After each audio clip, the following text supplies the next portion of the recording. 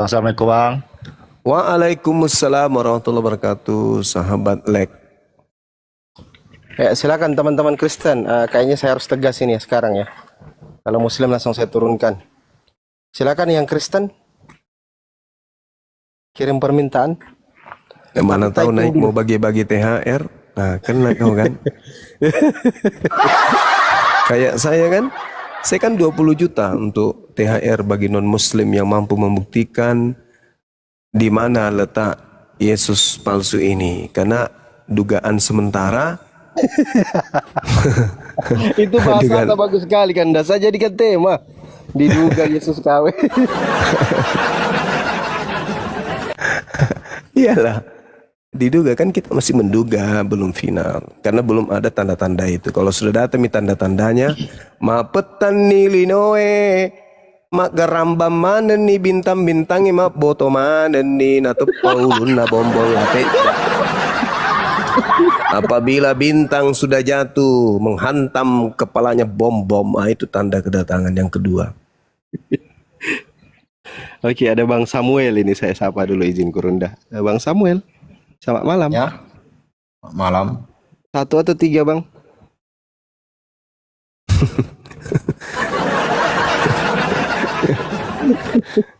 Pertanyaan yang sulit. Ya, Jumat atau mingguan Bang? Saya mau tanya Bang, Kristen atau Muslim? Iya. itu Nabi Muhammad, apa pula itu, apa namanya? Isa itu bertanya dalam sulit. Al-Quran gimana ceritanya? Nabi Isa alaihissalam dalam Al-Quran cerita apanya? Ceritanya dia laki gitu loh. Nabi Isa alaihissalam ketika ibunya dituduh sebagai pesina, Nabi Isa membela ibunya. Nabi Isa adalah anak yang taat berbakti kepada ibunya.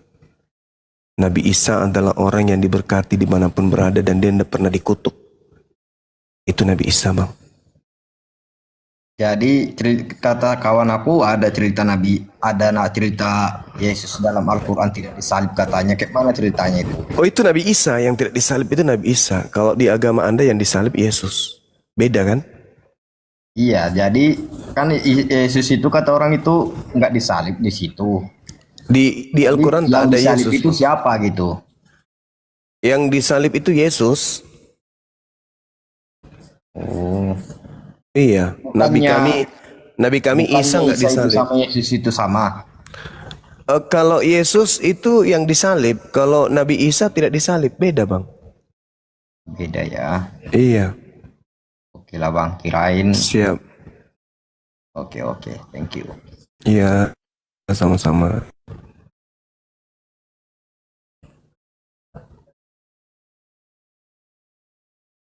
Jadi belum jelas nih 1 apa 3? Iya ya, betul ya Ustaz. Bang Samuel 1 atau 3 Bang? 1. 1. Dalam 3 hakikat. Kerambang. Beneran nih ngaku 1. Tolong dong jangan disiksa anak orang. Makan 3 ngaku 1. Itu makanya saya pun bingung gitu loh. Makanya saya tanya gitu. Yang pertanyaan Anda itu sebenarnya gini, saudara. Nabi Isa dan Yesus, bukan mereka yang kita harus bahas. Yang kita harus bahas itu adalah terkait dengan oknum ini. Kristen pada saat itu belum ada. Islam pada saat itu juga belum ada. Maka tanyakan kepada tuan rumah. Siapa tuan rumahnya? Yahudi. Mereka menyebut sosok yang datang di tengah-tengah mereka lahir tanpa ayah dengan sebutan Iso atau Yosua. Orang Arab menyebutnya Isa. Kristen menyebutnya Yesus. Jadi satu pribadi dengan pola cerita yang berbeda. Mana yang lebih benar antara ketiganya? Maka rujuk kepada oknum, kesaksian oknum. Kalau di Al-Quran, inni Abdullah ataniyal kitab wa ja'alani nabiyan. Itu Nabi Isa. Sesungguhnya aku ini adalah hamba Allah. Allah memberiku ketetapan berupa Injil. Dan Allah menjadikan aku seorang nabi. Finish. Tanya Yahudi. Wahai saudara Yahudi, apakah Anda mengakui bahwa Yesus yang datang di tengah-tengah kamu itu juga adalah hamba Tuhan? Yes. Apakah dia mengajarkan Injil? Ya. Apakah dia nabi untuk kalian? Bukan. Nah, di situ penolakannya. Itu. Yesus ditanya, Kristen ditanya, saudara Kristen, ya paman, apakah Yesus itu hamba Allah? Mulut mengatakan ya, praktek mengatakan tidak. Apakah Yesus diberi Injil? Mulut mengatakan diberi Injil, tapi bukan Injil yang dipegang oleh orang Kristen. Apakah dia itu seorang nabi? Mulut mengatakan dia nabi, tapi praktek mengatakan dia Tuhan. Kira-kira di antara 3 poin ini, 3 kelompok ini, mana yang betul? Kalau Islam, dia hamba Allah, dia diberi Injil, dia menjadi nabi. Ada nggak kekuatan yang bisa menolak itu? Tak ada. Tapi kalau Kristen yang berseru, dia adalah Tuhan, dialah Alfa dan Omega, dia yang berkuasa di bumi, maka seruan-seruan itu masih perlu kemudian kita bahas mendetail. Kenapa? Karena itu tadi, diduga yang datang kepada Paulus, yang meminta Paulus mendirikan sekte Kristen, itu adalah Yesus palsu. Diduga Yesus palsu. Ya iya toh. Karena tanda-tanda kedatangan Yesus, tanda-tanda kedatangan Nabi Isa adalah kiamat. Itu tandanya. Sedangkan yang datang kepada Paulus tak ada tanda kiamat, tak ada. Cuman tanda buta dia. Tiba-tiba buta. Padahal Yesus tidak pernah memberikan tanda-tanda itu. Tanda-tanda kedatanganku. Matahari menjadi gelap. Bulan tak bercahaya. Bintang-bintang berjatuhan. Kira-kira bintang besar mana dengan bumi? Ada nggak yang paham? Kira-kira bumi dan bintang mana besar? Nah, berarti bumi ini tertongkot. Apabila bintang itu jatuh, menimpa kemudian bumi, maka bumi ini menjadi tertongkot. Apa itu tertongkot? Hancur lebur. Dia tertutup oleh bintang. Lalu kita masih ada bumi sekarang. Saya masih bisa joget. Joget kiri, joget kanan. Dorong kiri, dorong kanan. La la la la. Berarti bumi belum dihantam oleh bintang yang jatuh. Berarti yang datang kepada Paulus itu diduga bukan Pak Bom Bom. Kan gitu. Sederhana bukan? Iya, iya, iya. Begitu. Saya pun udah lama nggak pergi ke gereja, udah hampir 10 tahun lah semenjak abang aku mualaf gitu. Masya Allah. Udah Iya, 10 iya, iya. tahun lebih nggak pernah. Iya, Makanya karena saya pun Yesus. nggak percaya, soalnya dia bilang Yesus pun berdoa sama Bapak gitu kan. Jadi kalau dia Tuhan, bagaimana dia bisa berdoa sama bapak ayahnya gitu? Mana ada ayahnya Tuhan, berarti ada juga anaknya, ada kakeknya. Itu yang aku. Ya, ada sepupunya juga berarti. Ya itulah. Nah, berarti nggak ada yang boleh macam-macam sama ponakannya. Lu macam-macam sama gue ini ponakan Tuhan. Udah lama ya nggak pernah di gereja gitu. Oh, sebelumnya Katolik atau Protestan? Protestan. Iya, iya, iya. Belajar lagi lah bang. Belajar terus. Boleh tidak ke gereja, kan tidak ada perintah Yesus ke gereja kan. Ya, itulah. Boleh. Nah, maka belajar aja, dalami Bible.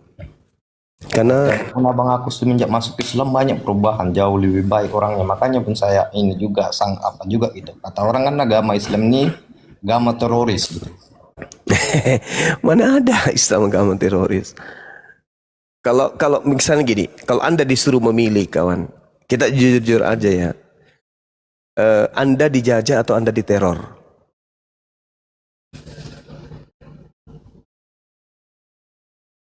Kalau teror itu kan cuma ditakut-takutin.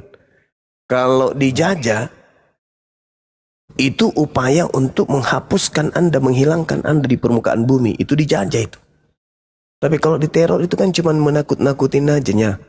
Itulah. Nah, kalau Islam disebut sebagai agama teroris, lalu Sebenarnya disebut bukan apa? saya yang nyebut. Soalnya saya lihat Misalnya di nih. Iya, ya, betul. bukan saya yang nyebut gitu. Orang-orang gitu lah. Tapi saya Iya, lihat di framing lah. negara lain. Di framing lah Bali ceritanya. itu pun banyaknya orang-orang Protestan yang ini yang berbuat kejahatan Teror. gitu. Makanya saya bingung. Nah, sekarang kalau agama Islam ini di framing sebagai agama teroris, lalu agama yang dianut oleh penjajah Belanda itu diklaim sebagai agama apa?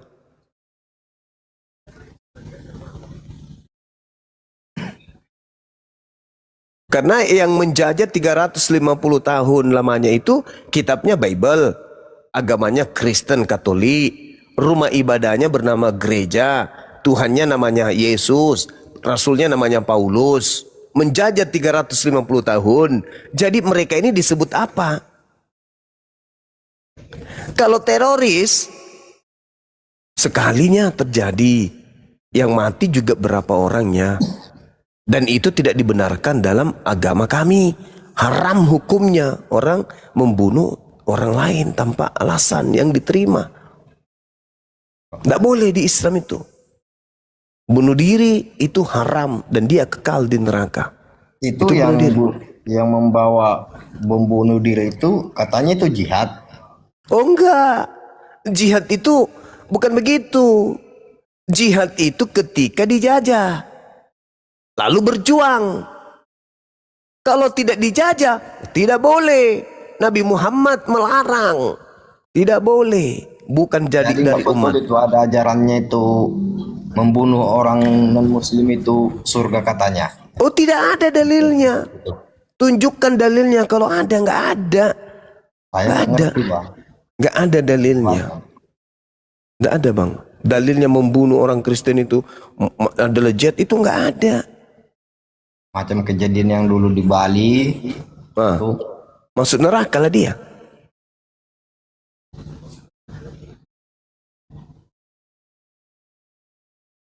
jadi itu Nggak ada ajarannya itu. siapa itu? Itu ajaran teroris dengan mengatasnamakan agama. Padahal di Islam itu tak boleh.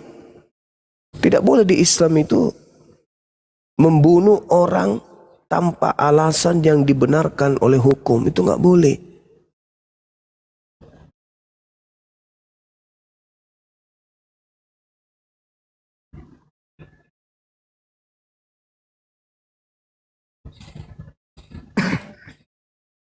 Oke lah Bang, aku belajar aja dulu agama Islamnya gimana gitu. Iya. PR Anda cari coba di dalam Al-Quran.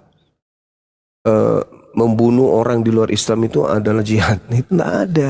Itu cuman framing yang dihembuskan oleh orang-orang yang tidak menginginkan orang lain masuk Islam supaya Islam itu dijelek-jelekkan. Sebenarnya 1 bulan yang lalu aku udah jumpa sama abang gitu, minjam sama dia Al-Quran yang ada terjemahannya gitu loh. Iya. Masya Allah kalau gitu Bang. Perbanyak lagi, belajar aja terus.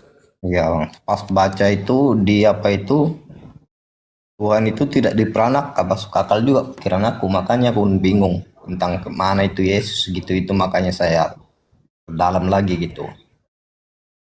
Jadi Yesus itu utusan ya. Yesus itu utusan. Yohanes 17 nomor 3. Hidup kekal itu adalah mereka mengenal Engkau satu-satunya Tuhan yang benar dan mengenal Yesus yang Engkau utus. Kalau diarabkan, la ilaha illa anta wa ana rasulullah. Itu. Kalau diarabkan tuh. Mengenal Engkau satu-satunya Tuhan dan mengenal aku utusan Tuhan. Berapa yang harus dikenal menurut Yesus untuk masuk surga? Ada 2. Pertama, Tuhannya Yesus dikenal sebagai Tuhan satu-satunya. Yang kedua, dikenal Yesus sebagai utusan Tuhan. Lalu bagaimana yang mengenal Yesus sebagai Tuhan? Matius 7 nomor 22 sampai nomor 23. Mereka semuanya akan diusir dan Yesus berkata, enyahlah daripadaku, kalian semua adalah pembuat kejahatan. Itu dalil Bang. Ya, ada Coba pembatas. kalau kita lihat nih, pengakuan saudara kita Kristen, Yesus itu juru masak atau juru selamat. Juru Orang selamat. Kristen akan berkata juru selamat. Selamat itu bahasa Indonesia. Bahasa Ibraninya Shalom. Bahasa Arabnya apa? Islam. Berarti Yesus juru Islam. Siapa juru Kristen? Paulus. Di mana Paulus disebut juru Kristen? Kisah Para Rasul 24 nomor 5, Kisah Para Rasul 11 nomor 26. Pernah enggak Yesus disebut juru Kristen? Tidak pernah. Pernah enggak disebut juru selamat? Itu memang gelarnya. Berarti Yesus adalah juru. Juru itu apa? Pembimbing. Pembimbing keislaman. Nah, dan memang betul di dalam kemudian pengakuan dia, Yohanes 14 nomor 31. Dunia harus tahu bahwa aku senantiasa mengasihi Bapa dan aku senantiasa melakukan pekerjaan apa yang diperintahkan Bapa untuk aku kerjakan. Berarti dia Muslim. Ibrani 5 nomor 7, sebagai manusia Yesus telah mempersembahkan doa kepada Tuhan yang mampu menyelamatkannya dari kematian. Dan atas kesolehannya doa Yesus dikabulkan. Salah enggak ketika umat Islam mengikuti Yesus yang soleh? Tidak. Karena umat Islam itu adalah orang yang soleh. Yesus ternyata orang soleh. Ada enggak Yesus disebut Kristiani? Enggak ada. Yesus berkata di dalam Yohanes 10 nomor 27, aku mengenal pengikutku, aku mengenal muridku, mereka mengenal aku, mereka mendengarkan suaraku, nasihatku maksudnya, dan mengikuti aku. Ketika aku berdiri hendak menghadap Tuhanku, maka pengikutku pun berdiri hendak menghadap Tuhanku. Ketika kemudian aku sujud menyembah Tuhanku, maka pengikutku pun pasti sujud mengikuti aku menyembah Tuhanku. Ketika aku bersunat, maka pasti pengikutku juga bersunat. Ketika aku tidak makan babi, maka kemudian pasti pengikutku juga tidak makan babi. Ketika aku ke Baitullah atau ke bait Allah, maka pasti pengikutku juga ke bait Allah, bukan ke gereja. Yohanes 14 nomor 12, jika engkau percaya, jika engkau mengasihi aku, maka engkau juga akan melakukan pekerjaan-pekerjaan yang aku kerjakan. Aku sujud, aku ruku, aku sujud, aku berdoa, aku bersunat, aku berpuasa. Apalagi? Aku Kalau bersyahadat. mau masuk Islam itu bang harus disunat dulu gitu. Bisa syahadat dulu, baru disunat. Bisa disunat dulu, baru syahadat. Tapi kebanyakan syahadat dulu, baru bersunat. Karena kalau tidak bersunat, kita tidak bisa memberkati Abraham. Karena di dalam Kejadian 12 nomor 3, apa kata Tuhan di situ katanya? Aku Tuhan akan memberkati siapapun yang memberkati engkau Abraham. Dan mengutuk siapapun yang mengutuk engkau Abraham. Dan olehmu dunia ini akan diberkati. Nah, orang akan diberkati apabila orang itu memberkati Abraham. Dunia akan diberkati apabila di mana manusia memijak dunia, di situ mereka mengikuti ajaran Abraham. Ajaran Abraham, Kejadian 17 nomor 14. Barang siapa yang tidak menyunatkan nonotnya, berarti nonotnya bau, maka dia harus dibunuh. Karena dia telah membatalkan perjanjian kekalku.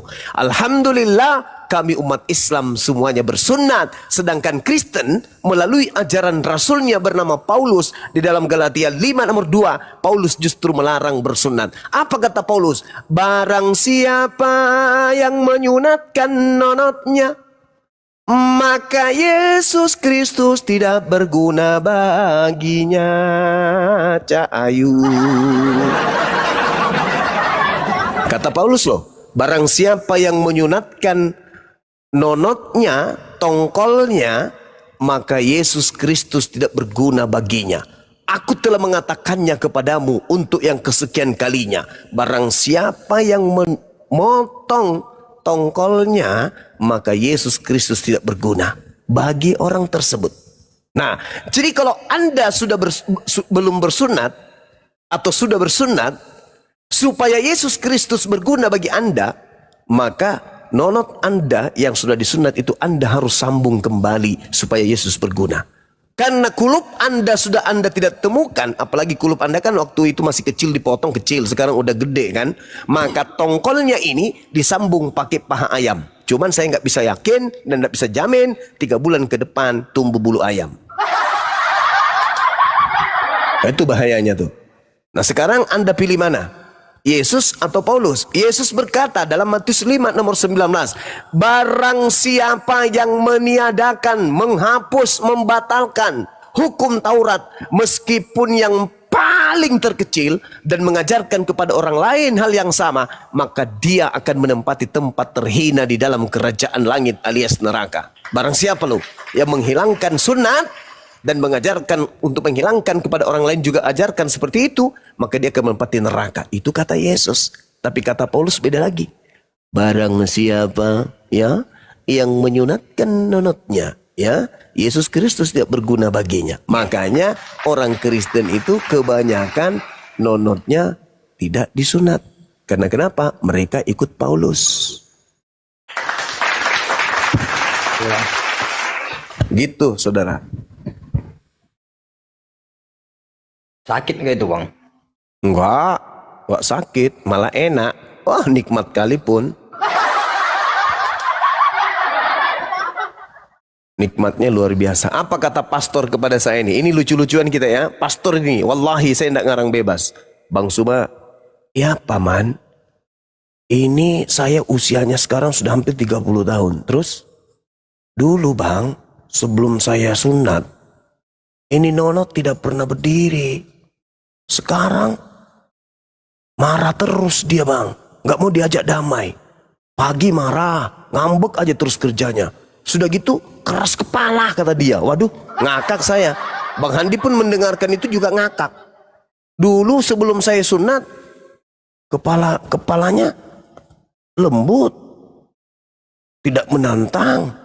Sekarang begitu sunat marah aja terus, keras aja terus kepalanya. Pingin ngamuk dia bang, gimana solusinya? Ku bilang jepit aja di pintu untuk sementara.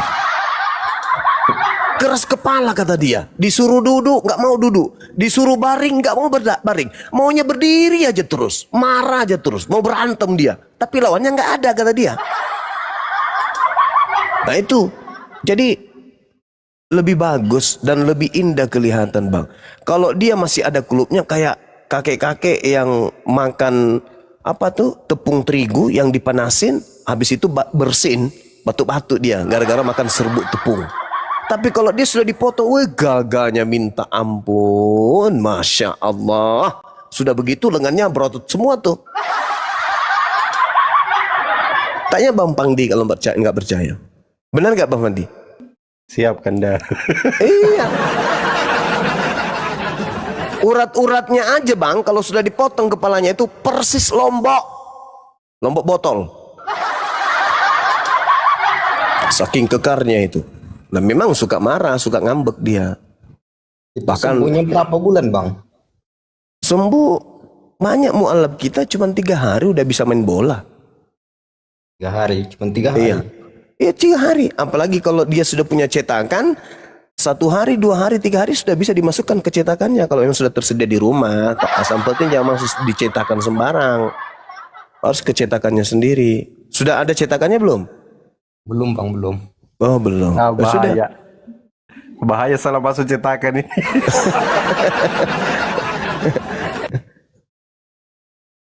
Begitu saudara. Enak sunat itu bagus. Tapi kalau pengalaman saya, kemarin ada yang disunat 16 tahun menderita bang. Kenapa? Karena kepalanya yang diambilin. Menderitanya itu gitu ya. Karena keasikan, beda rasanya katanya habis disunat, itu penderitaan bahagia katanya gitu. Istrinya setiap malam nyanyi Korea. Gara-gara itu. Dulu diam-diam baik istrinya, kayak orang menulis aja. Kepada yang terhormat, tanda tangan, udah selesai. Sudah bang? Udah papi, udah ma. Oh ya udah selesai. Sekarang setiap malam itu istrinya nyanyi Korea dibuatnya. Aduh masya Allah, laku cupu sama nunjukkan masyo sama hehaho naha. Nah, lagu Korea sampai 3 album kata dia. Alhamdulillah, inilah hikmah sunat. Artinya orang yang tanya diam-diam baik baru bersin. Sudah Pak? Sudah mah. Oh ya udah man di sana. Sekarang 3 album. Bayangkan itu. Bagaimana Dinda Fandi? Betul? Betul kan dah? Nyindernya enggak? Enggak nyinder kan dah? Fandi tahu padahal dia belum ada cetakan. Bahaya ini, mencurigakan. Allahu Akbar, Masya Allah. Ya beda lah saudara. Coba Anda pakai cangkul, mencangkul rumput tanpa ada cangkulnya, cuman gagang tok. Kira-kira bagus nggak kenanya tancapnya tuh? Anda ngambil kayu tanpa ada kepala cangkulnya. Nah, hantamkan ke rumput, tercabut enggak. Tapi kalau cangkul sudah diasah kepalanya, dibersihkan itu kepalanya, diasah dengan tajam, cangkul rumput tak. Satu kali libas rumputnya bisa 1 hektar bersih. Betul. Kalau dia cangkulnya itu tidak ada, cuman kayu tok, ya cangkulnya itu nggak dalam, dia nggak ini, nggak dalam. Tapi kalau dia pakai cangkul, ketepak, wah dalamnya minta ampun, wah dunia terasa hitam semuanya. Katanya sih, katanya saya juga belum pernah. Bang, ya bagaimana Bang Handi? Aku setuju. Bagaimana Pak Samuel mau butuh bantuan? Yang tahu itu Dinda Fandi, gimana Dinda? Betul? Aman kan dah, aman. Nah, cangkul yang dalam. Tapi kalau tidak ada mata cangkulnya, tumpulnya ada. Atau Anda coba mencangkul pakai cangkul tapi cangkulnya masih dibungkus pakai dos. Atau aku nanya Samuel. Ya, Bang.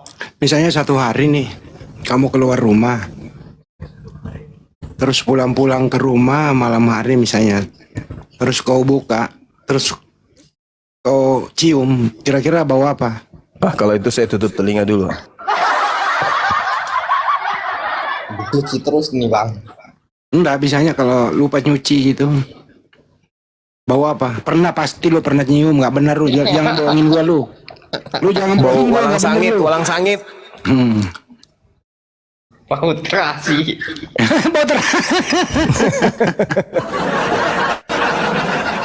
Dia jujur. Iya Bang, itu bahaya tuh Bang. Kalau Anda menyiram tanaman Anda dengan hal yang tidak steril, tumbuh-tumbuhan yang tumbuh nanti di situ ada tumbuh-tumbuhan yang keras kepala, susah menerima cahaya matahari. Percaya deh. Jadi kalau ada anak-anak yang lahir dari rumput-rumput yang lahir dari air yang disiram air kotor, campur kotor, itu tumbuhnya itu nanti keras kepala, dia susah menerima hidayah. Gitu saudara. Kemarin daerah sini baru banyak juga itu anak-anak yang apa namanya itu disunat tuh. Benarnya sih pengen ikut, cuman malu. Bisa nanti kalau mau disunat bisa. Kita ada spesialis dokter sunat. Tapi dia nyunatnya pakai kapak merah, tapi sebelum dipakai kapaknya itu dibakar api dulu, habis itu disiram jeruk nipis, udah diletakkan, sekali tarik, wah habis. Gitu Bang. Bahaya itu Bang. Enggak, kapaknya itu kan enggak terlalu gimana kali, cuman ditekan aja nya. Kalau orang dewasa biasanya jarak antara medan sasaran dengan mata kapak itu jarak 3 meter dari atas. Oh gitu. Sekejap mata langsung. Ya. Gitu saudara. Jadi nggak terasa, lebih lama berkedip daripada itu. Nanti lah Bang, kalau ada uang nanti. Gampang kalau masalah uang, kalau sunat gampang. Gajian nanti langsung Gampang, jangan pikir kalau uang, kalau cuman masalah potong kulupnya. Yang saya tidak sanggup ya itu kalau kepalanya yang Anda ingin hilangkan. Tapi kalau cuman kulupnya aja. Juga sama dokter gitu, katanya bisa pakai solder kan ya, yang dipakai sekarang ya. Solder ya. Laskarbit. Saya serius. Yang apa itu solder kan yang dipakai untuk potong kulupnya itu, dipanasin, disetrika, dicolok dulu. Laser kan, laser. Oh iya, laser bukan solder. Ah, ada aja ini teman-teman. Solder itu untuk timah.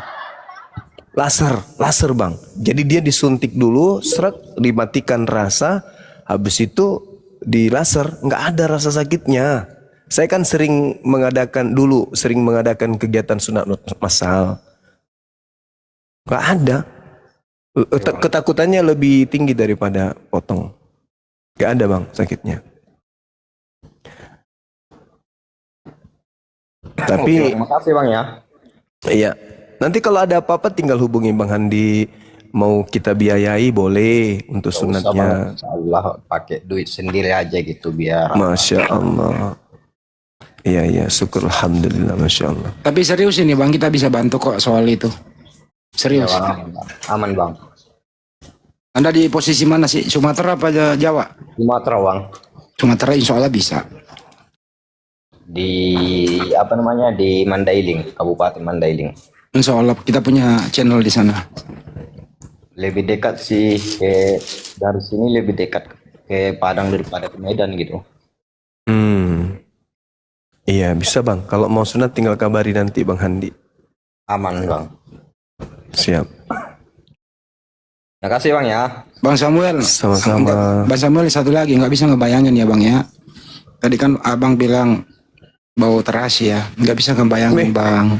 Mati ya. Kalau hal kayak begitu, lu punya istri terus nggak steril, lu campur sama istrimu kan kasihan perempuannya gitu loh. Lu masukin virus gitu loh. Bagusnya itu sambal terasi itu bang, maksudnya di mulut enak sama ikan sama apa. Tapi kalau yang terasi itu lu masukin di situ kan kasihan gitu loh.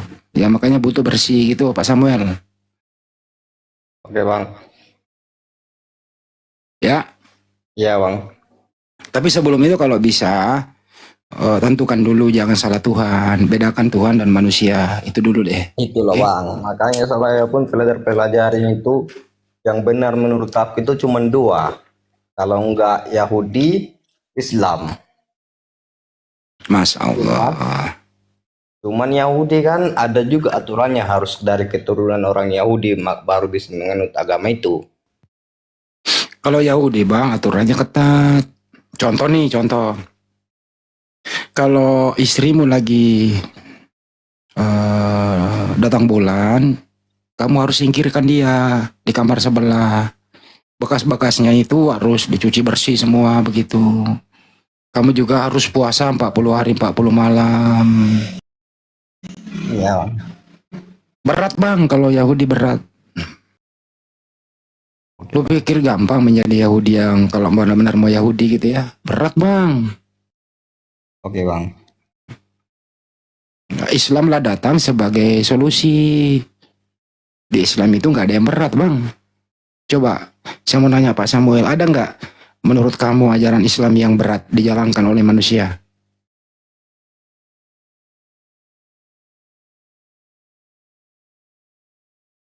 Pak Samuel?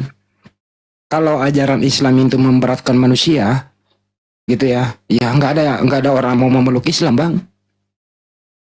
Bener deh, bener nggak itu Bang Juma? Bener aja deh. Iya betul. Ya, kelihatan dari luar itu berat, tapi kalau kita laksanakan dengan ikhlas, sama seperti mohon maaf nih teman-teman aktivis bahkan pendeta yang datang kepada saya 6 bulan kurang lebih belajar tentang Islam. Apa yang dia katakan sama aku? Saya sekali seminggu aja berat bang. Boleh nggak yang 5 kali sehari itu dikurangi? Ini sehari loh 5 kali saya harus ke masjid. Itu yang membuat saya berat untuk masuk. Saya sudah yakin Islam itu betul. Terus yang kedua, boleh nggak nanti setelah saya Islam, saya sekali-sekali makan babi? Kata dia gitu kan. Nggak bisa, aduh gimana dong, itu makanan kesukaanku, kata dia gitu. Jadi dia mau diskon salat, misalnya 1 kali sehari aja, atau maksimal 3 kali. Ini 5 kali bang, aku belum ngapa-ngapain, azan lagi. Belum ngapa-ngapain, azan lagi. Kapan saya kerja, kapan saya istirahat. Oke, singkat cerita, dia beberapa 6 bulan kemudian datang ke tempatku.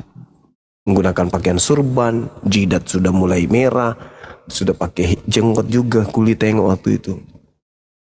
Disapa saya di kantor langsung. Saya bang, perkenalkan diri, peluk. Waktu itu berpelukan. Abang masih ingat gak? Ada yang nelpon dulu gini-gini. Jadi saya, oh iya betul. Dia katakan apa? Setelah saya masuk Islam, sholat 5 waktu dalam sehari itu, bagi saya itu masih kurang. Bisa nggak ditambah? Tambah aja dengan salat-salat yang lain sunnah. Sudah bang, tapi masih kurang. Maunya sholat aja terus. Nikmatnya sujud menyembah kepada pencipta langit dan bumi itu. Indahnya itu, nikmatnya itu ketika jidat wajah kita ini menyentuh tanah. Menghadap, bahwa menyadarkan kita bahwa ternyata tidak ada kemudian kekuatan, tidak ada upaya selain daripada pencipta kita itu. Bahwa manusia ini tidak ada artinya. Coba lihat di Islam itu bang. Seorang buruh tani atau apalah menurut kita. Di kantor lah kan ya. Di kantor, cleaning service. Lebih dulu masuk masjid. Lalu kemudian disusul oleh kepala kantor, kepala cabang. Belakangan masuk masjid. Di mana tempat duduknya si pimpinan tadi? Di belakang cleaning service atau di depannya? Di belakang tetap. Kenapa? Karena di masjid itu tidak ada pangkat. Di masjid itu tidak ada harta. Di masjid itu tidak ada suku, tidak ada bahasa. Di masjid itu rata semuanya. Itu di masjid. Berlaku nggak itu di gereja? Artinya tidak ada di situ bahwasanya dia presiden, dia harus paling depan, dia cuman buruh bangunan, dia harus paling belakang. Nggak ada. Siapa yang duluan masuk masjid, itulah yang terdepan. Dan yang jadi imam tidak bilang, oh dia pejabat, dia harus jadi imam. Enggak.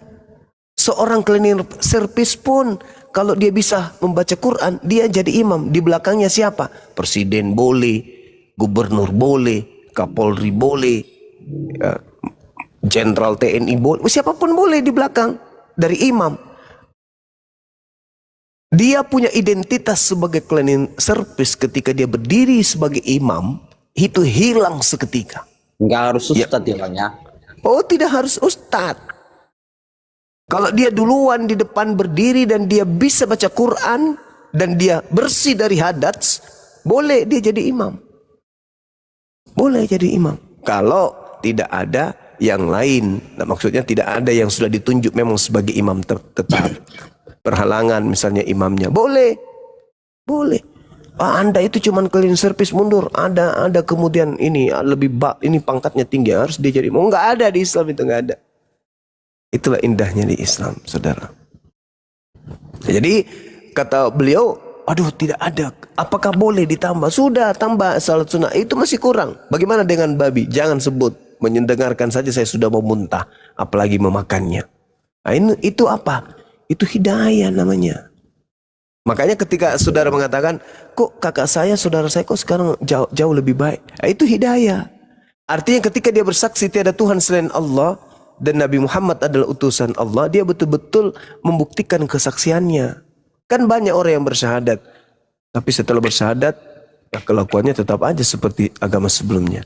Artinya kesaksiannya itu diragukan. Gitu saudara. Itu cerita Nabi Muhammad itu diangkat Nabi, gimana ceritanya bang? Kok bisa dia diangkat Nabi itu? Bukan kemudian diangkat Nabi. Dia ditentukan sudah jadi Nabi sebelum dia datang ke atas muka bumi ini. Dia sudah dipersiapkan sebagai Rasulullah wa khataman nabiyyin. Bukan diangkat lagi, tapi memang sudah dipersiapkan menjadi penutup para nabi. Lalu bagaimana caranya kita mengetahui bahwa dia itu adalah seorang nabi? Tak kasih analogi sederhana. Ketika kemudian Anda melihat ada seorang perempuan, dikatakan bahwasanya perempuan ini hamil dan pernah digagahi oleh seorang laki-laki. Padahal tidak ada tanda-tanda terlihat. Secara fisik tidak ada tanda-tanda terlihat. Tapi kemudian orang itu bisa mengetahui bahwa orang ini hamil. Nah, hari demi hari wanita tersebut semakin terlihat bahwasanya perutnya semakin hari semakin membesar. Menurut saudara, Apakah orang yang berkata wanita ini hamil dan pernah disetubuhi oleh laki-laki itu bohong? Tidak, Bang. Bohong atau tidak? Tidak. Meskipun Anda tidak melihat laki-laki yang menggaulinya? Iya. Nah, itulah Nabi Muhammad. Tidak ada kita di situ menjadi saksi. Tidak ada orang itu datang situ menjadi saksi melihat wanita itu digauli seorang laki-laki. Nggak ada. Tapi karena kita melihat fisiknya, melihat tanda-tandanya, melihat bukti yang ada, kita yakin wanita ini pernah digauli dan wanita ini dalam keadaan hamil. Begitulah kami Nabi Muhammad. Makanya persaksiannya apa? Wa ashhadu anna Muhammadar Rasulullah. Kami bersaksi bahwa Nabi Muhammad itu adalah Nabi Rasul utusan Allah. Kenapa? Kami lihat agama ajarannya. Kami tidak melihatnya, tapi kami melihat ajarannya. Bagaimana mungkin manusia biasa bisa menjelaskan Al-Quran seakurat itu? Tidak mungkin. Bagaimana mungkin ada ajaran yang bisa murni, suci, tidak ternodai selama 1400 tahun silam, kalau itu bukan ajaran dari langit, pencipta yang menetapkan itu. Jadi ketika, itu dia. Berarti kita bersaksi. Satu lagi, Bang. Silakan. Itu yang menulis Al-Quran itu siapa, Bang? Yang menulis Al-Quran adalah para sahabat Rasulullah. Dan mereka memiliki legitimasi. Mereka punya ijazah. Husu Al-Quran min arba'a. Kata Rasulullah, terimalah Al-Quran dari keempat sahabatku. Dia menyebut nama. Secara langsung gitu. Bukan. Nabi Muhammad menerima wahyu. Menerima Al-Quran, ayat-ayat suci Al-Quran datang kepadanya berangsur-angsur. Ketika Al-Quran itu datang kepada baginda Rasulullah Muhammad SAW, contoh, Iqra bismi rabbikal ladzi khalaqa khalaqal insana min alaqa. Nabi Muhammad menerima wahyu itu. Apa yang dilakukan oleh Nabi Muhammad setelahnya? Memanggil sahabatnya. Lalu Nabi Muhammad membacakan kepada sahabatnya. Apa respon sahabatnya? Sahabatnya menghafalkan. Nabi Muhammad menerima Iqra. Sahabat menerima Iqra. Nabi Muhammad menerima Bismi rabbikal ladzi khalaq. Sahabatnya menerima Bismi rabbikal ladzi khalaq. Khalaqal insana min alaqa. Sahabatnya menerima khalaqal insana min alaqa. Iqra wa rabbukal akram. Sahabatnya pun menerima bacaan yang sama. Terjaga Quran itu. Bagaimana dengan kitab Anda? Theophilus yang mulia. Ada Yesus pernah mengucapkan kata-kata itu? Enggak ada. Pada mulanya adalah firman. Firman itu bersama. Yesus pernah mengucapkan kata itu? Enggak pernah. Dari saudaramu Paulus, Rasul yang ditentukan oleh Tuhan Yesus. Pernah Yesus mengucapkan kata itu? Enggak pernah. Kalau umat Islam sekarang berbicara, innamal mu'minuna alladzina idza dzukirallahu wajilat qulubuhum. Umat Islam mengucapkan kalimat itu. Apakah kalimat itu pernah digaungkan oleh Nabi Muhammad? Pernah. Maka ketika Nabi Muhammad menerima wahyu, sahabat-sahabatnya menghafalkan. Ketika para sahabat penghafal-penghafal Quran ini banyak yang meninggal di medan perang, maka diinstruksikan segera bukukan Al-Quran. Karena jangan sampai semua penghafal meninggal, tak akan sampai Al-Quran itu kepada manusia di akhir zaman. Maka pada saat itu, pada zaman sahabat, diputuskan kemudian untuk menuliskan Al-Quran, membukukan Al-Quran. Maka dikumpullah semua mushaf-mushaf yang ada untuk disatukan menjadi satu kitab, yaitu Al-Quranul Karim. Cara menyusun Al-Quran disesuaikan dengan hafalan. Jadi hafalan dibaca oleh para sahabat, kemudian dituliskan, disusun kemudian. Bismillahirrahmanirrahim, ditulis. Bismillahirrahmanirrahim. Alhamdulillahi rabbil alamin, ditulis. Alhamdulillahi rabbil alamin. Ar-Rahmanirrahim, ditulis. Ar-Rahmanirrahim. Maliki yaumiddin, ditulis. Maliki yaumiddin. Iyyaka na'budu wa iyyaka nasta'in. ditulis iyyaka na'budu wa iyyaka nasta'in. Ihdinas siratal mustaqim, ditulis ihdinas siratal mustaqim. Siratal ladzina an'amta 'alaihim ghairil maghdubi 'alaihim waladdallin. Ditulis sesuai dengan bacaan tadi. Terjaga Quran itu, kenapa terjaga? Karena ditopang oleh dua metode. Pertama metode hafalan, kedua metode tulisan. Nah, Bible dilestarikan dengan cara apa? Revisi, koreksi, revisi, koreksi, revisi, koreksi. Habis dikoreksi direvisi, habis direvisi dikoreksi, habis dikoreksi direvisi. Itu. Kalau di Islam enggak, dihafalkan, dituliskan. Masya Allah, sahabat Kenzo, syukran. Seperti itu saudaraku, ya. Jadi Al-Quran itu dituliskan berdasarkan hafalan. Bible dituliskan berdasarkan hasil penelitian, penyelidikan, dengar mendengar dan seterusnya. Saya kira begitu. Al-Quran nggak pernah berubah, Bang.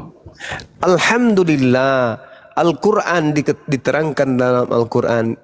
Inna nahnu nazzalna zikra wa inna lahu lahafizun. Kamilah yang mewahyukan Al-Quran, kami juga yang akan menjaganya. Kalau dulu Taurat datang, yang diperintahkan untuk menjaganya adalah nabinya, yaitu Nabi Musa. Tidak diperintahkan umatnya untuk menjaganya. Makanya Taurat ketika Nabi Musa terangkat, mana Taurat itu? Kita nggak bisa menemukan lagi. Ketika Injil diwahyukan kepada Nabi Isa, yang dipinta oleh Allah untuk menjaganya Nabi Isa, umatnya tidak. Makanya tidak ada Taurat, tidak ada lagi kemudian Injil.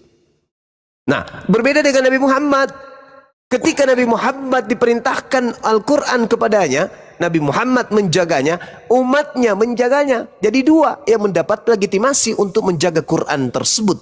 Taurat hanya Nabi Musa, Injil hanya Nabi Isa, umatnya tidak diperintahkan untuk menjaganya. Tapi ketika Al-Quran, Allah sendiri yang menjaganya, bahkan seluruh umat Islam menjaganya.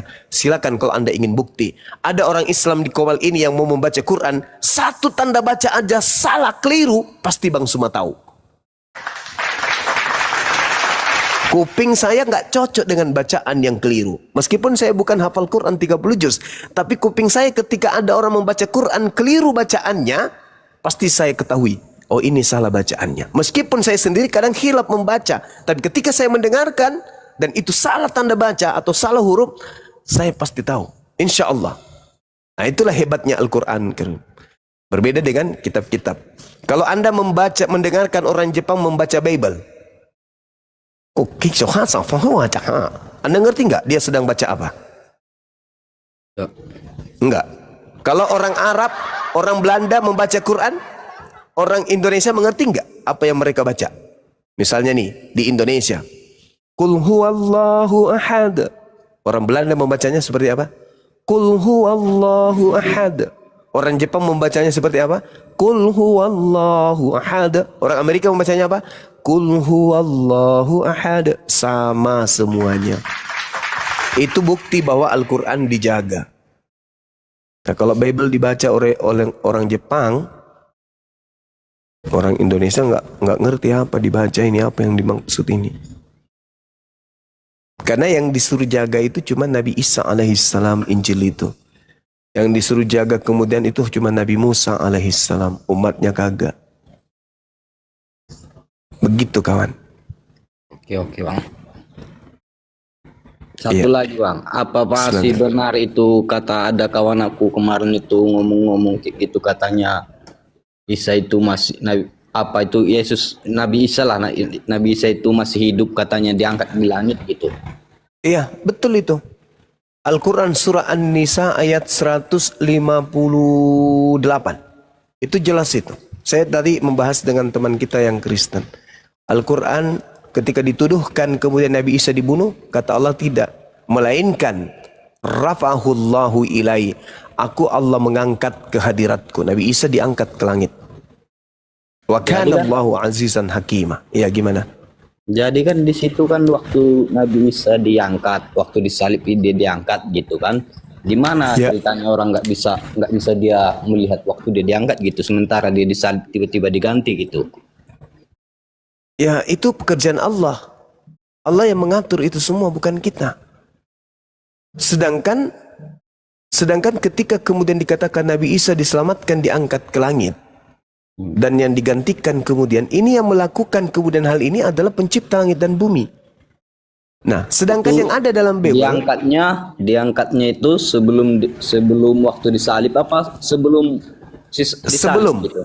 sebelum pengangkatan. Coba Anda lihat di dalam Markus 14, Bang. Karena ini Markus ini kan adalah cerita-cerita yang disusun tuh dari hasil penyelidikan. Coba Anda lihat di dalam Markus 14 nomor 50, nomor 51, 52. Ketika ada oknum yang ditangkap dianggap Yesus, ada seorang yang berjalan di belakangnya dengan menggunakan kain lenan. Ketika orang itu ingin ditangkap, orang itu melepaskan kain lenan tersebut, lalu lari, meloloskan diri. Siapa yang menggunakan kain lenan? Yesus. Nah, Yesus. Berarti yang lolos menanggalkan kain lenan Yesus. Itu fakta. Sahabat hidayah, syukran. Itu real itu, Bang. Masuk akal, Bang. Ya, harus. Karena Islam itu harus masuk akal. Pagi. Makasih, Bang ya. Ya, sama-sama, Bang. Saya sahur dulu ya, teman-teman. Silakan dilanjut sebentar. Dinda Fandi, monitor. Dinda Alif. Siap, Kanda, siap. Ya, diambil alih dulu. Bang Handi. Bertanya, Bunda Mila. Abang. Ya, silakan saudara. Ya, Bang Masih ada Zuma. Ustadz kita sini. Iya, silakan. Selamat bersahur.